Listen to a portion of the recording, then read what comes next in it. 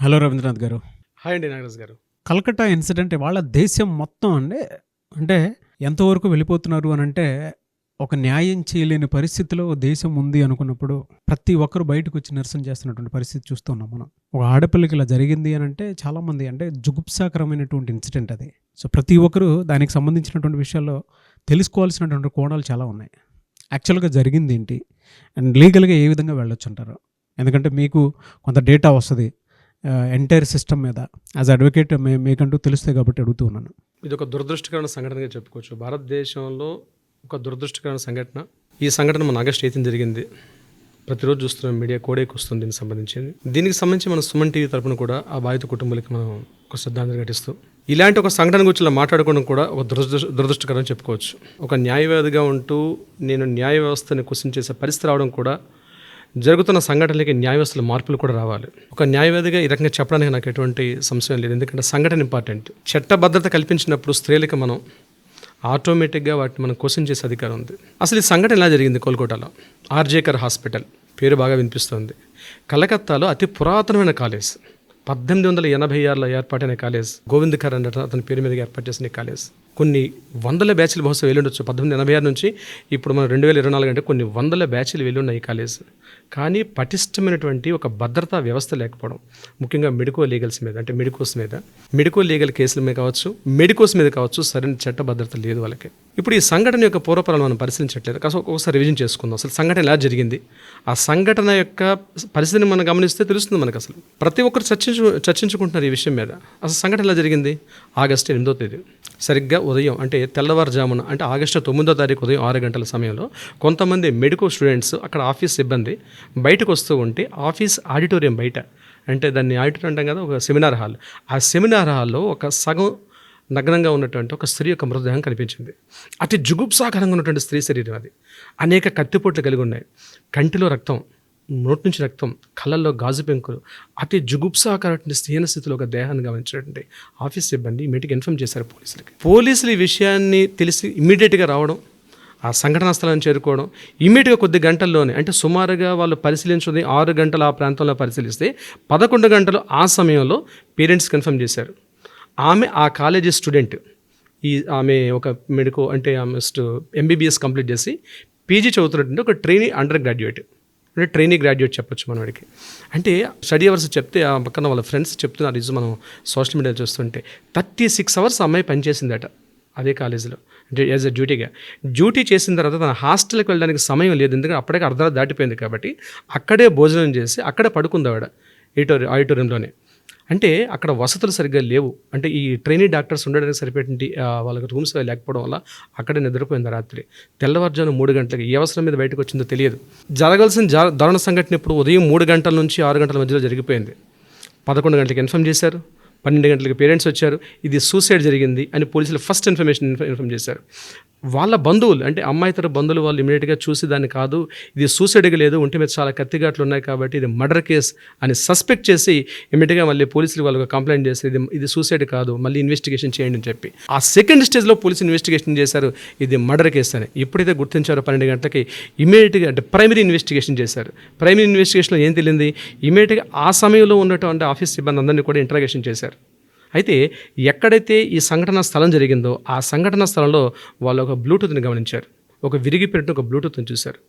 ఆ బ్లూటూత్ ఎవరిది? ఇమీడియట్గా అన్పేరు కాలేదు, ఇంకా అది పేరులో ఉంది. ఇమీడియట్గా ఆఫీస్ సిబ్బందిని పిలిపించి అందరినీ ఇంటరాగేషన్ చేస్తూ వెళ్తుండగా ఆ బ్లూటూత్ ఒక పర్సన్ తలగా ఫోన్కి కనెక్ట్ అయింది. ఎవరి వ్యక్తిని పరిశీలించారు. అతను ఒక పోలీస్ డిపార్ట్మెంట్లో ఒక సివిక్ వాలంటీర్. అతను అంటే పోలీస్ డిపార్ట్మెంట్లో పనిచేస్తుండే పోలీసులకి వాళ్ళ విధుల్లో హెల్ప్ చేయడం కావాల్సినటువంటి ఒక వ్యవస్థని మమతా బెనర్జీ గవర్నమెంట్ 2019లో ఏర్పాటు చేశారు. ఆ డిపార్ట్మెంట్ త్రూగా వచ్చిన వ్యక్తి, అంటే ట్రాఫిక్ పోలీస్ కానిస్టేబుల్కి సపోర్ట్గా ఉన్న వ్యక్తి అనమాట. అతని పేరు సంజన రాయ్ అని తెలుసుకున్నారు. ఈ సంజన రాయ్ ఏం చేశాడు, అదే రోజు మార్నింగ్ 4 o'clockకి సీసీ కెమెరాలు చూసినప్పుడు లోపలికి వస్తూ కనిపిస్తున్నాడు. వెళ్ళేటప్పుడు సింగిల్ బ్లూటూత్ కదా, అసలు బ్లూటూత్ లేదు ఆయన చేతిలో. ఈ విషయాన్ని గమనించి ప్రైమరీ ఇన్వెస్టిగేషన్లో ఇతను సస్పెక్ట్ చేసి కూర్చోబెట్టి ఇన్వెస్టిగేషన్ చేస్తే అతని ఒంటి మీద గాయాలు ఉన్నాయి. ఆ గాయాల యొక్క రక్తపు చారికలు, అంటే ఏదో పెనుగులాట జరిగింది. ఎవరైతే విక్టిమ్ అనుకుంటున్నామో విక్టిమ్ చివరి నిమిషంలో పెనుగులాట జరిగింది. వెంటనే ఆ ఆటాప్సీకి పంపించారు, ఫోరెన్సిక్ ల్యాబ్కి పంపించారు.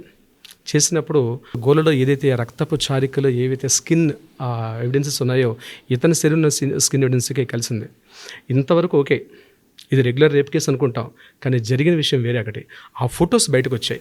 ఆ మర్డర్ కేసు జరిగిన తీరు ఎలా జరిగింది, గ్యాంగ్ రేప్ జరిగిందా లేకపోతే ఆమె సూసైడ్ చేసుకుందా, ఎవరైనా రేప్ చేశారు, గ్యాంగ్ రేప్ చేశారు అనే విషయానికి ఎప్పుడైతే ఆమె ఫొటోస్ చూసారో మొత్తం యావత్ ప్రపంచం దిగ్భ్రాంతి గురైంది. ఎందుకంటే అది మామూలు రేపు కాదు, అది ఒక ఊహించుకోవడానికి చెప్పుకోవడానికి కూడా చాలా అసహ్యకరమైన పద్ధతిలో ఉంది. ఆమె వెజీనాలో 150 grams ఒక లిక్విడ్ ఉన్నట్టుగా గమనించారు. దీని మీద వెస్ట్ బెంగాల్ గవర్నమెంట్లో ఉన్నటువంటి అఫీషియల్ డాక్టర్ గారు అఫీషియల్ అనౌన్స్మెంట్ కూడా చేశారు మీడియాలో. వీళ్ళైతే మన క్లిప్పింగ్ కూడా దీంట్లో వేయండి. ఆయన చెప్తున్నాడు 150 grams ఒక థిక్ సాలిడ్ ఉందని. అంటే ఒక పర్సన్ మ్యాక్సిమం చేసినట్లయితే 10 grams 15 grams ఇదని గవర్నమెంట్ చెప్తుంది. యాక్చువల్గా అంటే మెడికల్ రిపోర్ట్స్ చెప్తాయి. స్పర్మ్ అది మనం స్పెర్మ్ని వాడకుండా మనం ఒక థిక్ లిక్విడ్ అంత వాడడం జరిగింది. అది హ్యూమన్ థిక్ లిక్విడ్ అని చెప్పి ఆయన స్పెర్మ్ అని వాడలేదు, హ్యూమన్ థిక్ లిక్విడ్ అన్నాడు. అక్కడ మేబీ స్పెర్మే కావచ్చు. అటువంటి నువ్వు 151 grams అది. దీన్ని బట్టి ఈమె మీద గ్యాంగ్ రేప్ జరిగింది అని తేలింది జరిగింది. సో ఇక్కడ విషయాలు 2 విషయాలు. విక్టిమ్ జరిగిన విషయం అసలు ఎలా ఉంది పరిస్థితి, మనం జనరల్గా కాలంలో పడితే స్ట్రైట్గా ఉంటాం, అట్లా కాకుండా తన 2 లెగ్స్ని కూడా చాచి 90 degrees అంటే ఒక సల్లరేఖ గీసినట్టుగా, అంటే 2 కాళ్ళు కూడా విడదీసి అత్యంత భయానకంగా, అత్యంత హేయంగా, అతి క్రూయల్టీ, బహుశా ఇంతకన్నా క్రూయల్టీ వరల్డ్ హిస్టరీ ఇప్పుడు జరిగి ఉండదేమో. అత్యంత జుగుప్సాకరంగా ఉన్నటువంటి ఒక సిచ్యువేషన్ అక్కడ చూసిన తర్వాత వాళ్ళ పేరెంట్స్ దాన్ని డైజెస్ట్ చేసుకోలేక ఇమీడియట్గా దీనికి సిబిఐకి ఇవ్వమని చెప్పి కూడా వాళ్ళకి ఇమీడియట్గా అక్కడ జరిగింది. అయితే మమతా బెనర్జీ గవర్నమెంట్ కూడా సపోర్ట్ చేశారు. ఆ సంఘటన పరిసరాలు పరిశీలించినట్లయితే అక్కడ ఉన్నటువంటి మెడికల్ స్టూడెంట్కి సరైనటువంటి భద్రతా వ్యవస్థ లేదు అక్కడ. అంటే స్టే చేయడానికి ఉండడానికి రూమ్స్ లేవు అక్కడ. సరే అది పక్కన పెట్టినట్లయితే ఇక ఇష్యూ మనం వద్దాం. ఎలా జరిగిన సంఘటన, సంజనారాయణ పర్సన్ ఎవరు అని పరిశీలిస్తే అతను అక్కడ డ్యూటీలో ఉన్నటువంటి ఒక సివిక్ వాలంటీర్. ఆ రోజు ఇదే కాలేజ్ బయట సెక్యూరిటీలో ఉన్న వ్యక్తి. అతను మిడ్ నైట్ వరకు అక్కడ పేషెంట్కి సర్వీస్ చేసిన తర్వాత లైట్గా లిక్కర్ తీసుకుని ఇమీడియట్గా మార్నింగ్ 3:30కి ఆడిటోరియంకి వచ్చేసరికి ఆడిటోరియం హాల్లో పడుకున్నటువంటి ఈ విక్టిమ్ని అతను ప్రత్యక్షంగా గ్యాంగ్ రేపు జరిగిందని చెప్తున్నారు. గ్యాంగ్ రేపులో ఇంకా ఈయనతో పాటు ఎవరెవరు పార్టిసిపేట్ చేశారనే విషయం అయితే ఇప్పటి దగ్గర మనకి ఇన్ఫర్మేషన్ రావట్లేదు. అయితే ఈ రోజు న్యూస్ల ప్రకారం జరిగింది ఏంటంటే ఒక 5 డాక్టర్లను కూడా ఈరోజు అరెస్ట్ చేశారు. అదే కాలేజీలో 5 డాక్టర్లను కూడా అరెస్ట్ చేసినట్టుగా జస్ట్ మార్నింగ్ న్యూస్ కనిపిస్తుంది మనకి. తన మెడ మీద ప్రెస్ చేసి థైరాయిడ్ని నొక్కి పెట్టి చంపినట్టు కనిపిస్తుంది. అంటే మెడ విరిచేశారు, 90 degrees మెడ విరిచేయడు. కళ్ళల్లోంచి రక్తం వస్తుంది, కళ్ళల్లో గాజు పెంకులు ఉన్నాయి, ముక్కు నుంచి, చెవి నుంచి, నోటి నుంచి కంటిన్యూస్గా రక్తం బ్లీడింగ్ జరిగింది. ఆల్మోస్ట్ మోర్ దెన్ 3 hours పాటు బ్లీడింగ్ జరిగినట్టుగా ఆనవాళ్ళు కనిపిస్తున్నాయి అక్కడ. ఆ దృశ్యం సోషల్ మీడియాలో బయటకు వచ్చాయి. అయితే ఇంటెలిజెన్స్ వాళ్ళు దీన్ని బట్టి ఈ ఫొటోస్ ఆపేయమని చెప్పడంతో చాలా వరకు స్టాప్ చేశారు ఆ ఇమేజెస్ని. అది బయటికి రావడం కూడా అంత మంచిది కాదు. అంటే మనిషిలో ఉన్నటువంటి పాశవిక ప్రవృత్తి ఎలా ఉంటుంది, దానికి సజీవ నిదర్శనం ఈరోజు ఈ మెడికల్ స్టూడెంట్ మీద జరిగినటువంటి రేప్ కేసు అనేది. దీన్ని బట్టి మనం అర్థం చేసుకోవాల్సింది ఏంటంటే నాగరాజు గారు, అసలు మాట్లాడుకున్న అర్థం ఏంటంటే ముఖ్యంగా ఈ గవర్నమెంట్ మెడికల్ కాలేజ్ స్టూడెంట్స్లో మనం చెప్తున్నాం అంటే వీళ్ళకి సరైన భద్రతా ప్రమాణాలు లేవండి. డ్యూటీ సరిగా చేస్తారు. ఎందుకంటే ఇప్పుడు పోలీసులకి సివిక్ వాలంటీర్ని ఈ పోస్ట్ని క్రియేట్ చేశారు. అంటే పోలీసులు డ్యూటీలు చేస్తూ వాళ్ళకి సర్వీస్గా ఉండడానికి కోసం ఒక సపోర్ట్గా సివిక్ వాలంటీర్ని పెట్టారు. At the same time medical college students కానీ లేకపోతే మెడికల్ హాస్పిటల్లో ఉన్నటువంటి వ్యక్తులు కూడా ఒక సివిక్ వాలంటీర్ వ్యవస్థ. అంటే డ్యూటీస్ ఎప్పుడు చేస్తారో తెలియదు. అర్ధరాత్రి లేడీస్ వెళ్తుంటారు, 1 గంటకు వస్తారు. ముఖ్యంగా మన హైదరాబాద్లో కూడా చూస్తుంటాం సాఫ్ట్వేర్ వ్యవస్థలు కూడా.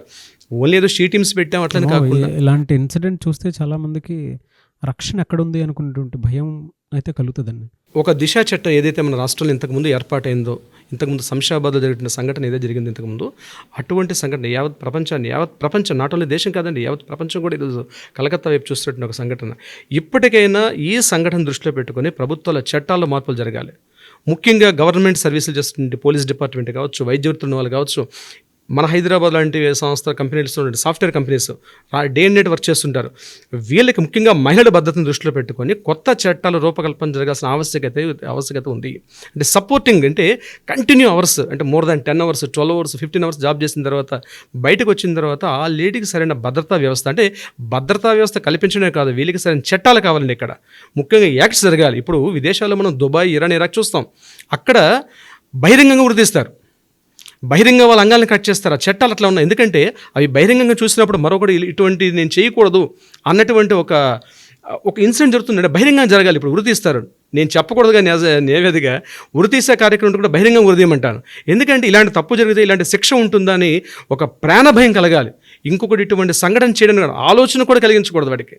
సంఘటన పక్కన పెట్టండి, ఇలాంటిది చేయాలన్న ఆలోచన కూడా కలగకుండా ఉండాల్సిన చట్టాలు. ఎందుకంటే ఇప్పుడు మనం 1960s 1970s 1860 రాసుకున్న చట్టాలు ఇప్పటికీ మనం కంటిన్యూ ఫాలో అవుతున్నాం. అటువంటిది కాదు. మనం 2024కి వచ్చామండి. చట్టాలు మార్చాల్సిన ఆవశ్యకత ఉంది. ఎందుకంటే సంఘటనలు మారుతున్నాయి, మోడర్నైజేషన్ పెరిగింది, వెస్టర్నైజేషన్ పెరిగింది, కల్చర్ పెరిగింది. లేడీస్ కూడా ఇంతకుముందు ఇళ్లలో ఉండి ఏదో కాస్త ఇంటి పనులు చేసుకునే పరిస్థితులు లేరు. కేవలం మేల్తో పాటు సరిసమానంగా ఉద్యోగాలు చేసుకునే పరిస్థితికి వచ్చేటప్పుడు వాళ్ళ భద్రతను దృష్టిలో పెట్టుకొని, వాళ్ళ ఇంపార్టెన్స్ని దృష్టిలో పెట్టుకొని చట్టాల రూపకల్పన చేయాల్సిన ఆవశ్యకత ఉంది.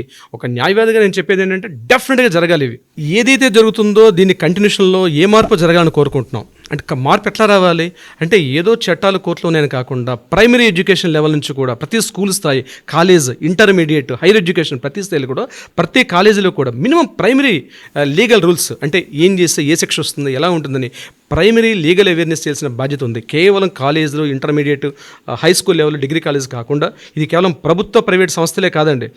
ఈవెన్ దో సంస్థల్లో కూడా, కార్పొరేట్ సంస్థల్లో కూడా, ప్రతి కార్పొరేట్ సంస్థల్లో కూడా హోర్డింగ్స్ పెట్టాలి. ఒక మినిమం బేసిక్స్, ఒక 20 యాక్ట్స్ తీసుకోవడం. ఈ 20 యాక్ట్స్కి ఎటువంటి శిక్షలు ఉంటాయంటే అట్లీస్ట్ ఆ బోర్డ్స్ చూస్తే కూడా కనీసం కుక్కలున్నారు జాగ్రత్త, బివేర్ ఆఫ్ డాగ్స్ అని ఎలా అయితే బోర్డ్స్ ఉంటాయో అట్లీస్ట్ కుక్కలకి ఇచ్చినటువంటి భయాన్ని కూడా మనం ఈ క్రూయల్టీ మైండ్ ఉన్న వాళ్ళని కూడా మనం కల్పించాల్సిన ఆవశ్యకత ఉంది. ఆ బోర్డ్స్ రావాలి. ఈరోజు ఎన్నో కార్పొరేట్స్ వందల వేల కార్పొరేట్ సంస్థలు ఉన్నాయి. అడ్వర్టైజ్మెంట్స్ అన్నాయి, అది పెయిడ్ కాదండి, మ్యాండేటరీ చేయాలి. లిఫ్ట్ దగ్గర ఉన్నప్పుడు కాలేజీలో అమ్మాయిలు అబ్బాయిలు కో ఎడ్యుకేషన్స్ ఉంటాయి. అంటే మంచి సవరణ, చట్టాల సవరణతో పాటు మీరు చెప్పినట్లు మీరు ఇందాక చెప్పారు కదా, అంటే హోర్డింగ్స్ పెడుతూ ఉంటారు నిజంగా కార్పొరేట్ అడ్వర్టైజ్మెంట్స్ మీద. సో గవర్నమెంట్ దాంతోపాటు ఈ కార్పొరేట్ వ్యవస్థ పెద్ద పెద్ద బిజినెస్ మ్యాన్లు ఎవరైతే ఉంటారో మీరు హోర్డింగ్స్ పెట్టేటప్పుడు లీగల్ పాయింట్స్ మీద, అంటే ప్రైమరీ పాయింట్స్ మీద అవగాహన కల్పించేలాగా ఒక 2-3 యాక్ట్స్. ఎక్సలెంట్ పాయింట్ నాగరాజు గారు మీరు చెప్పింది. అవును సార్, నిజంగా కరెక్ట్గా చెప్పారు. Excellent point. ఏంటంటే పెద్ద హోర్డింగ్స్ కార్పొరేట్ చేయగలుగుతారు. హోర్డింగ్స్ చూసేటప్పుడు అడ్వర్టైజ్మెంట్ చూసినా ఎవరికన్నా తప్పు చేయాలి అనుకున్నప్పుడు చిన్న భయం కలగాలి, అరే ఈ లీగల్గా ఇలాంటిది ఒకటి ఉంది అని. అంటే చట్టాల మీద అవగాహన లేకపోవడం వల్ల కూడా ఇలాంటివి జరగడానికి 100% చట్టాలపై మీరు అన్నట్టు చట్టాల మీద అవగాహన లేకపోవడం ఇలాంటి దారుణాలు జరగడానికి అవకాశం ఉంటుంది. కాబట్టి ప్రతి చోట పబ్లిక్ ప్లేసుల్లో కానీ ప్రైవేట్ ప్లేసుల్లో కూడా ప్రతి చోట కూడా మనం ఈ హోర్డింగ్స్ పెట్టుకోవడం, ఒక సబ్జెక్ట్ ఇవ్వాలండి. ఈవెన్ ప్రైమరీ పిల్లల అవేర్నెస్ క్రియేట్ చేయాలి. చాలా భయంకర. దీనికి ఒక యాక్ట్ తయారు చేసి గవర్నమెంట్స్, లోకల్ కార్పొరేషన్స్ కావచ్చు, గవర్నమెంట్స్ యాక్ట్ తయారు చేసి అవేర్నెస్ ప్రోగ్రామ్స్ క్రియేట్ చేయాలి. నాట్ ఓన్లీ హోర్డింగ్స్ పెట్టడంతో పాటు ఎప్పటికప్పుడు ట్రైనింగ్, అవేర్నెస్ క్యాంప్స్. రాత్రులు మనం చూస్తూ ఉంటే కొన్ని హోర్డింగ్స్ పెద్దగా కనిపిస్తుంటాయి అడ్వర్టైజ్మెంట్స్. అవునండి, చాలా పెద్ద కార్పొరేట్ కంపెనీస్ సంబంధించి. జస్ట్ అంటే ఇప్పుడు మనం మామూలుగానే చూస్తాం, సిగరెట్ తాగితే పోతారు అనేటువంటిది ఒక్కొక్క రాసి ఇది చేస్తారు, అంటే ఇది హానికరం అని చెప్పేసి సిగరెట్ ప్యాకెట్ మీదే ఇలాంటిది ఒకటని రాస్తూ ఉంటారు. అలాంటి పెద్ద హోర్డింగ్స్ మీద లీగల్ అవగాహన కూడా కొంచెం ఉంటే. మీరంటే ఎగ్జాక్ట్లీ కరెక్ట్. ఈవెన్ మనం మూవీకి వెళ్ళేటప్పుడు కూడా కంపల్సరీ రాస్తారు smoking is injurious to health అని చెప్పి. అట్లాంటిది చట్టాల మీద కూడా ఒక చిన్న మహిళా భద్రతకు సంబంధించి ఎన్నో రకరకాల కార్యక్రమం ఉన్నప్పటికీ కూడా ఇప్పుడు దీన్ని దృష్టిలో పెట్టుకొని ప్రభుత్వాలు మన సుమన్ టీవీ తరపున మనం వాళ్ళని కోరుకుంటుంది ఒకటి, అంటే దీన్ని యాక్సెప్ట్ చేసే వాళ్ళకి కింద కామెంట్స్ పెట్టవచ్చు. మీరు కింద కామెంట్స్ పెట్టవచ్చు. అంటే మీకు ఏ రకమైనటువంటి, అంటే మేము మాట్లాడుకునేది నిజంగా ఇలా ఉంటే బాగుంటుంది అని కనుక మీకు అనిపిస్తే కింద కామెంట్ బాక్స్లో పోస్ట్ చేసి హ్యాష్ ట్యాగ్ పెట్టి నిజంగా బాగుంది అనుకుంటే మీ ఒపీనియన్ ఏదున్నా సరే కింద కామెంట్ బాక్స్లో పోస్ట్ చేసి దయచేసి ఇటువంటి వాటిని సపోర్ట్ చేయమని మాత్రం కోరుకుంటాను. Exactly sir. హోర్డింగ్స్ అలాగే అవగాహన కల్పించాలి. రీసెంట్ గా మనం ఒక నైట్ అండి 1 o'clock నేను ఇలాంటి శిక్షలు ఉంటాయి అనేటువంటి భయాందోళన మాత్రం కొంతైనా సరే క్రియేట్. మహిళా భద్రతకు సంబంధించి ఎటువంటి సెక్షన్స్ ఉంటాయి, చట్టాల మీద అవగాహన అయితే డెఫినెట్గా కల్పించాల్సిన ఆవశ్యకత ఉంది. అది ముఖ్యంగా అవేర్నెస్ క్యాంప్స్ ఎప్పటికప్పుడు క్యాంప్స్ వెళ్తుండడం వల్ల. దీని మీద ఏంటంటే గవర్నమెంట్ చట్టాలకి సంబంధించినటువంటి వాటిల్లో మీరు ఇందాక చెప్పినట్లు సవరణలు చేసి అండ్ ఈ కార్పొరేట్ సిస్టమ్ తోటి మన వీడియో చూస్తున్నటువంటి పోలీసు మిత్రులకు, పోలీస్ యంత్రాంగాన్ని కూడా తెలిపేది ఏంటంటే సార్, దీనికి సంబంధించింది ఒక లీగల్గా ఏమైనా మీకు సపోర్ట్ కావాలనుకున్నా, లేకపోతే మీడియా పరంగా సుమన్ టీవీ మీకు ఏమైనా సపోర్ట్ కావాలనుకున్నా డెఫినెట్గా మేము కూడా సపోర్ట్ చేస్తాం. మీ అవేర్నెస్ క్యాంప్స్ కానీ లేకపోతే మీడియా హోర్డింగ్స్ కానీ ఇంకా ఎటువంటి సలహాలు ఏమైనా కావాలంటే కూడా మీరు సుమన్ టీవీని సంప్రదించవచ్చు. డెఫినెట్గా మేము కూడా అందులో, ఎందుకంటే ఇది ఒక సోషల్ రెస్పాన్సిబిలిటీ, ఒక సివిక్ సెన్స్ అంటారు, ఒక సోషల్ రెస్పాన్సిబిలిటీ అంటారు. ఈ బాధ్యత మనందరి మీద ఉంది. సో ఇటువంటి సంఘటనలు మళ్ళీ జరగకుండా ఉండాలని అందరం ఆశిద్దాం, కోరుకుందాం. Thank you so much Nagaraj garu. Thank you so much అండి.